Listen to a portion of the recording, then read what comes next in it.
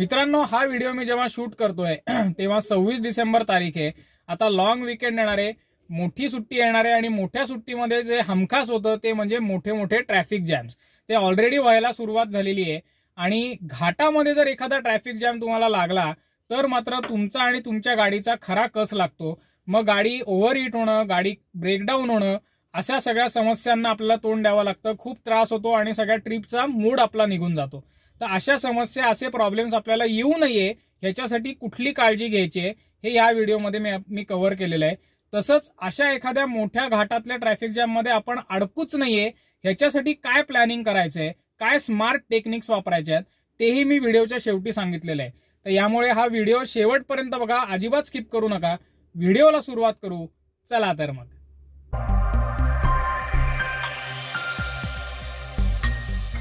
मित्रांनो, घाटामध्ये जर traffic jam लागला तर जे नवीन ड्रायव्हर्स आहेत त्यांची नंबर 1 भीती जी आहे ती म्हणजे अशा प्रकारे, ज्या तुम्ही बघताय तशा प्रकारच्या एखाद्या हेअरपिन टर्नवरती, अवघड वळणावरती जर ट्रॅफिक जॅम आपल्याला लागला, त्यांनी आपल्याला गाडी एकदम अचानक थांबवावी लागली, आपली गाडी बंद पडली तर आपण परत कशी ती उचलायची, हे नंबर 1 भीती असते। आणि जे एक्सपिरियन्स ड्रायव्हर्स आहेत त्यांना मात्र ही भीती नसते, पण असं करताना म्हणजे तिकडून अशा प्रकारच्या वळणांवरनं गाडी उचलताना ते खूप मोठी चूक करतात, ज्यांनी त्यांच्या गाडीचं एक नुकसानही होऊ शकतं। गाडी लगेचच पुढे काही किलोमीटर जाऊन बंद पडू शकते आणि गाडीमध्ये हळूहळू समस्या यायला लागतात।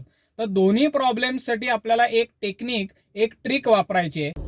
तर मित्रांनो, आपण आता ही टेक्निक कशी वापरायची आहे ते बघू। तर ह्याच्यामधली पहिली स्टेप जी आहे ती म्हणजे तुमचा डावा पायाने क्लच व्यवस्थित आतमध्ये दाबायचा आहे। तुमचा उजवा पाय जो आहे तो त्याने ब्रेक दाबायचा आहे, जेणेकरून गाडी मागे येणार नाही। हे केल्यानंतर मित्रांनो, आपल्याला नेक्स्ट स्टेपमध्ये आपल्या गाडीचा जो हँडब्रेक आहे तो हँडब्रेक व्यवस्थित पूर्ण वरपर्यंत ओढून घ्यायचा आहे। आता हे केल्यानंतर तुम्ही तुमचा उजवा पाय जो ब्रेकवरती होता तो काढू शकता। तुम्ही बघितलं तर मी माझा उजवा पाय आता ब्रेकवरनं काढलेला आहे आणि तरी सुद्धा गाडी मागे येत नाहीये। गाडी मी ऑलरेडी गिअरमध्ये घेऊन ठेवलेली आहे आणि आता आपण तिसरी स्टेप जी आहे ती करणार आहोत। तर ह्याच्यामध्ये आपल्याला असं करायचं आहे की आपला डावा पाय हळूहळू मागे घ्यायचा आहे, जेणेकरून क्लच सोडता येईल आपल्याला। आणि जेव्हा तुम्ही मित्रांनो क्लच अशा प्रकारे सोडता तेव्हा एक पॉइंट असा येईल की जेव्हा गाडीचं व्हायब्रेशन एकदम वाढायला लागेल। तुमच्या गाडीमध्ये जर आरपीएम मीटर असेल तर तुमचा आरपीएम 1च्या खालती गेलेला असेल आणि ह्या पॉइंटला आपल्याला ऍक्सिलरेटर प्रेस करायचा आहे। ऍक्सिलरेटर प्रेस करून गाडीचा आरपीएम किंवा फायरिंग वाढवून घ्यायचंय। आणि आता आपल्याला चौथी स्टेप करायची आहे, ती म्हणजे आता आपल्याला हँडब्रेक रिलीज करायचा आहे। तुम्ही बघितलं तर हँडब्रेक मी आता रिलीज केलेला आहे आणि उरलेला क्लच सोडलेला आहे आणि आपली गाडी अतिशय व्यवस्थित पद्धतीने पुढे जायला लागलेली आहे। आता मगाशी मी जे सांगितलं की एक्सपिरियन्स ड्रायव्हर जी चूक करतात आणि ती चूक म्हणजे हाफ क्लचचा वापर करून गाडी चढावरती ठेवणं। तर ह्या चुकीमुळेच मित्रांनो आपली गाडी च्या क्लच प्लेट ज्या आहेत त्या जळतात आणि गाडी बंद पडते, कारण त्यांच्यावरती अतिरिक्त ताण येतो। कारण आपण क्लचचा वापर करून गाडीला एका जागी चढावरती उभं करत असतो, इंजिनवरती खूप ताण येतो आणि क्लच प्लेट्स तर लगेचच तुमच्या खराब होतात आणि त्या गरम सुद्धा होतात। गरम झाल्यामुळे त्या जळतात आणि जळल्यामुळे गाडी बंद पडते। तर हे अवॉइड कसं करायचंय ते आपण मगाशीच बघितलं हँडब्रेक टेक्निक वापरून। मगाशी जी मी हँडब्रेक टेक्निक शिकवली ती नवीन ड्रायव्हर्ससाठी जसं सहज गाडी उचलण्यासाठी होती, तशी एक्सपिरियन्स ड्रायव्हर्ससाठी हाफ क्लचचा आपण वापर करायचा नाहीये आणि आपल्या क्लच प्लेट्स वाचवायच्यात। हे थोडे कष्ट तुम्हाला पडतील यांनी, कारण हे सारखं सारखं करावं लागेल। ट्रॅफिक जॅम जर घाटात असेल तर तुम्हाला दर थोड्या अंतरावरती, वळणावरती म्हणा किंवा चढावरती गाडी तुम्हाला थांबावी लागेल, परत चालू करा आणि प्रत्येक वेळेला तुम्हाला हँडब्रेकचा थोडासा वापर करावा लागेल। ह्याच्यात कष्ट जास्त आहेत, पण आपलं नुकसान यांनी, मोठं जे नुकसान होणार आहे ते टळणार आहे। कारण डिपेंडिंग ऑन तुम्ही कुठली गाडी वापरता, पण 25,000 रुपयाच्या खालती तर कुठल्याच गाडीच्या आज क्लच प्लेट्स नवीन येत नाहीत। इतना हैवी ट्रैफिक इन गाड़ियों को भारी पड़ गया। सभी गाड़ियां हीट हो चुकी हैं, ओवरहीट हो गई हैं पूरी। यहाँ पे जीप तक भी गाड़ियां हैं, जो बड़ी बड़ी गाड़ियां हैं, होंडाई, हर तरह की जो गाड़ियां हैं यहाँ पे। मित्रांनो, या व्हिडिओमध्ये जसं आपण बघितलं की अनेक गाड्या ट्रॅफिक जॅम घाटात झाल्यामुळे बंद पडलेल्या होत्या, गाड्याची बॉनेट उघडी होती। तर याला कारण काय मित्रांनो, तर 2 महत्वाची कारणं त्याला असतात। एक म्हणजे चुकीच्या पद्धतीने वापरल्यामुळे क्लच प्लेट्स ज्या तुमच्या आहेत त्या जळतात. आणि दुसरी गोष्ट म्हणजे सतत गाडीवरती ताण दिल्यामुळे, कारण गाडी आपण घाटातनं चढवत असतो आणि ह्याच्यामुळे इंजिनवरती प्रचंड स्ट्रेन येतो, इंजिनवरती प्रचंड ताण येतो आणि ह्या ताणामुळे गाडी ओव्हरहीट होते. काही गोष्टी आपण जर केल्या तर गाडी आपली गरम होणार नाही. त्यातली पहिली गोष्ट आपल्याला जी करायची आहे ती म्हणजे आपला जो हा एसी आहे, जर आपण एसी लावलेला असेल तर तो आपल्याला बंद ठेवायचा आहे. उन्हाळा खूपच जास्त असेल, गाडीत लहान मुलं वगैरे असतील आणि तुम्हाला जर शक्यच नसेल एसी बंद करणं, तर आपल्याला काय करायचंय, तर एसी आपला ब्लोअर जो आहे हा आपल्याला ब्लोअर चालू ठेवायचा आहे. ह्याने तुम्हाला गार हवा येत राहील. आपलं टेम्परेचर सेटिंग जे आहे ते मिनिममला ठेवायचंय. गाडी पूर्ण गार करून घ्यायची आधी आणि गाडी एकदा सफिशियंटली गार झाली की मग आपल्याला असं करायचंय की आपल्याला जो हा आपला एसीचा कॉम्प्रेसर असतो तो मध्ये मध्ये बंद करायचा आहे. याने असं होतं मित्रांनो की फक्त ब्लोअर मधनं गार हवा येत राहते, पण गाडीवरती कुठल्याही प्रकारचं लोड येत नाही, कुठल्याही प्रकारचा एक्सेस ताण जो एसी मुळे पडणार असतो तो पडत नाही. जेव्हा तुम्ही परत चालू कराल कॉम्प्रेसर, तो जास्तीत जास्त 5 ते 6 मिनिटं चालू करायचा आहे.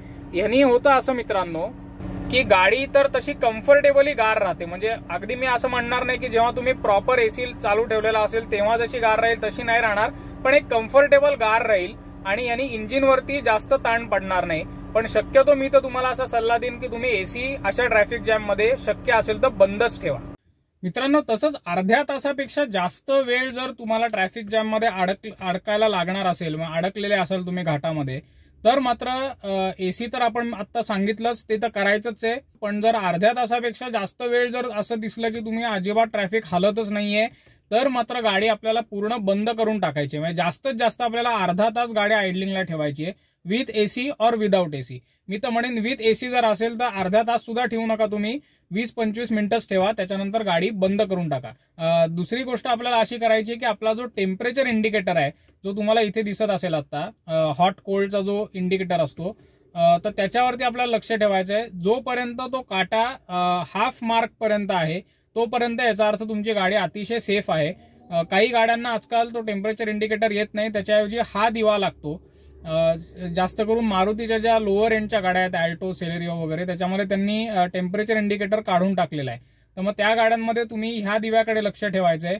तर हा दिवा जर तुमच्या गाडीत लागला तर याचा अर्थ गाडी तुमची ओव्हरहीट व्हायला लागली आहे. जर टेम्परेचर गेज असेल, म्हणजे काटा असेल, तर तो साधारण हाफ मार्कच्या वरती जर जायला लागला तर याचा अर्थ तुमची गाडी आता गरम व्हायला लागली आहे. हाफ मार्कच्या वरती गेल्या गेल्या इमिजिएटली आपल्याला गाडी बंद करून टाकायची आहे. सेफली आपल्याला बाजूला घ्यायची आहे, बॉनेट उघडायचंय आणि कुठल्याही परिस्थितीत मित्रांनो रेडिएटरची कॅप जी आहे ती उघडायची नाहीये. ते का ते मी तुम्हाला सांगतो.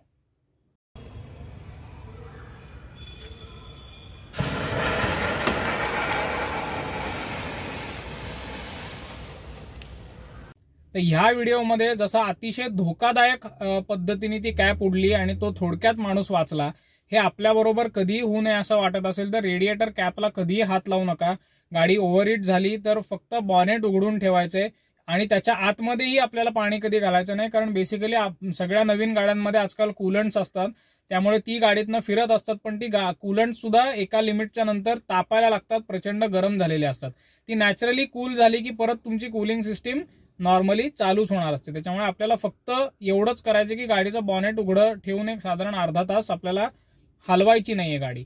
पण शक्यतो मी ज्या तुम्हाला आधी टिप्स सांगितल्या त्या जर तुम्ही फॉलो केल्या तर तुमची गाडी ओव्हरहीटच होणार नाही आणि हा प्रश्न येणार नाही. आता शेवटी मित्रांनो, अशा प्रकारच्या ट्रॅफिक जॅम मध्ये आपण अडकणारच नाही, तर अशासाठी आपल्याला काय आपण गोष्टी करू शकतो.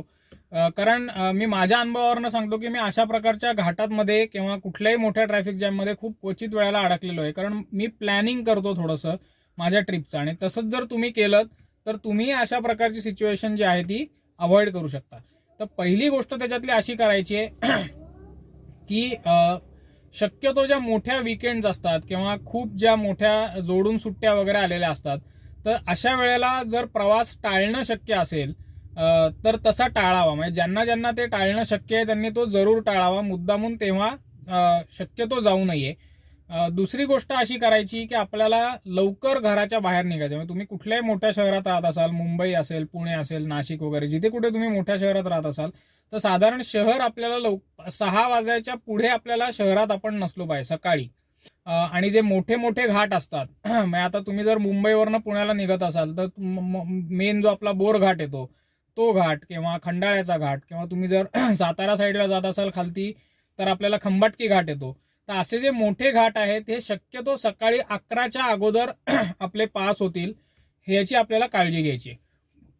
कारण मित्रांनो, बऱ्याचदा सकाळी 11 नंतर पीक ट्रॅफिक चालू होते, पीक आवर्स चालू होतात, आणि तेव्हा जर आपण नेमके त्या घाटामध्ये अडकलो तर अशी वेळ आपल्यावरती येण्याची शक्यता जास्त असते. तिसरी गोष्ट आपल्याला जी आपण करू शकतो ते, आपल्याकडे आज सगळ्यांकडे गुगल मॅप्स नावाची एक खूप मोठी फॅसिलिटी आज आपल्याकडे आहे. आणि जर तुम्हाला असं वाटलं की आपल्याला घाटात पुढे ट्रॅफिक जॅम लागू शकतो, तर घाट येण्याच्या अगोदरच आपण थोडंसं ट्रॅफिक गुगल मॅपवरती चेक करायचंय. तिकडे ट्रॅफिकचा डेटा तुम्हाला दिसतो, ह्या तुम्ही फोटोमध्ये तो बघू शकाल की अशा प्रकारचा ट्रॅफिकचा डेटा दिसतो. कंजेशन जर असेल तर तिथे वॉर्निंग येते किंवा 10 मिनिटाचं, अर्ध्या तासाचं, 1 तासाचं, 2 तासाचं कंजेशन आहे, ज्याने तुम्हाला डिले होणार आहे.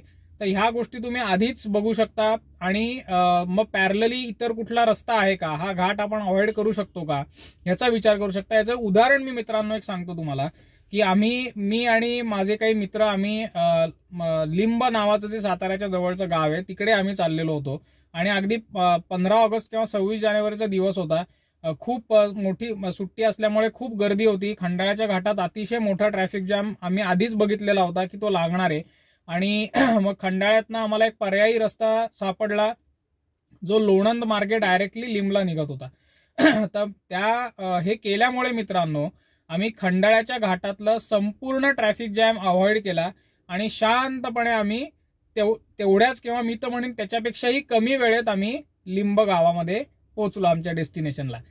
आयदर तुम्ही तिकडेच थांबू शकता आणि थोडासा तो ट्रॅफिक जॅम क्लिअर होण्याची वाट बघू शकता, किंवा आम्ही जसं केलं तसा एखादा वेगळा रूट तुम्ही घेऊ शकता की जेणेकरून तो घाट थोडासा अवॉइड होईल.